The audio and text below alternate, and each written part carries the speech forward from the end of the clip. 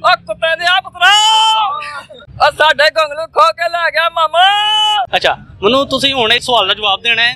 वो केड़ी चीज है कि जेड़ी हवा नाल भी हल्की है ते ओनू ए सारे भरा मिल के भी नहीं चुक सकदे? पद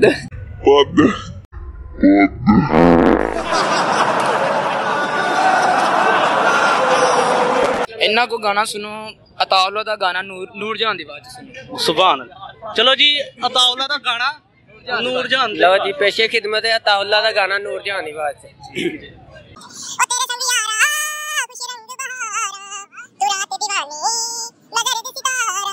अच्छा मैनू दसो कि केड़ी ऐसी चीज है कि जेड़ी हवा नाल भी हल्की है ते लखां लोग मिल के उन्हें चुक नहीं सकते? गुब्बारा होता है। यह तो पछाण वाली गल होई फिर। तो पछाण ही ते आया। सवाल किन्ने दा कीता है? 200 रुपए दा। 250 वाला करोगे? चलो मैनू तुसी यह दसो कि वो केड़ी ऐसी चीज है कि जिदे च सुराख ही सुराख ने लेकिन वो फिर भी अपने अंदर पानी ढक लेंदी? समुंदर। समंदर सुराख है ने? आहो थल्ले जमीन च। वो वगदा नहीं पानी? नहीं वगदा नहीं। ना यार। आहो आंसर गलत है। तुक्का लाओ। तुक्का कित्थे लाइए तुक्का? गन्ना दे ला। मैनू तुसी यह दसो कि वो केड़ी चीज है कि जेड़ी हवा नाल हल्की है लेकिन उन्होंने लखां लोग मिल के चुक नहीं सकते? सवाल मुश्किल है। तुसी ते कहा सी कॉन्फिडेंस है। अच्छा कितना का मुश्किल है? शापर ए केड़ी यार हल्की चीज होई? ए मैं कलिया एदे ना चुक लेना। वटे पा दे नहीं चुकी जानी। तो तुसी वटे नहीं ना पाने? की पाइए फिर? सवाल चेंज कर। चलो सवाल चेंज कर लेने हैं।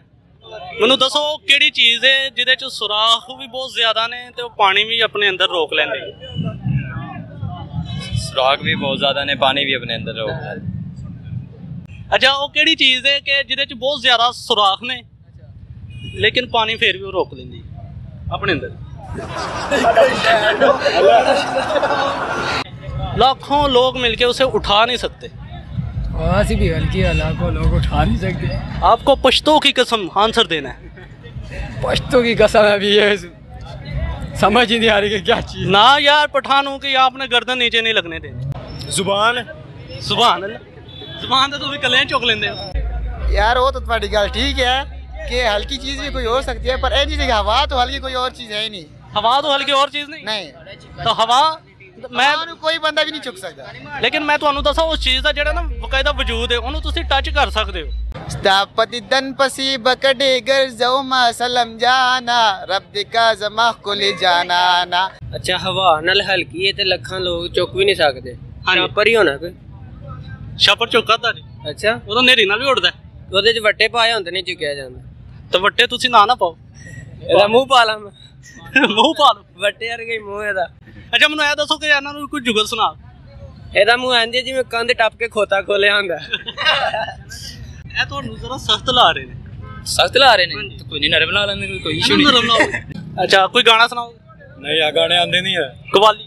नहीं कुछ भी नहीं आंदा। ਨਾਤ? गालां आंदियां। ਗਾਣੀ ਹੁੰਦਾ ਲੇਕਿਨ ਉਹਨੂੰ ਲੱਖਾਂ ਲੋਕ ਮਿਲ ਕੇ ਨਹੀਂ ਚੁੱਕ ਸਕਦੇ। केड़ी शे है? शापर ही है। ਮੈਂ ਤਾਂ यार छापर तो अड़ गए नहीं छापर नहीं है। वे आप ही दस दियो केड़ी शे है?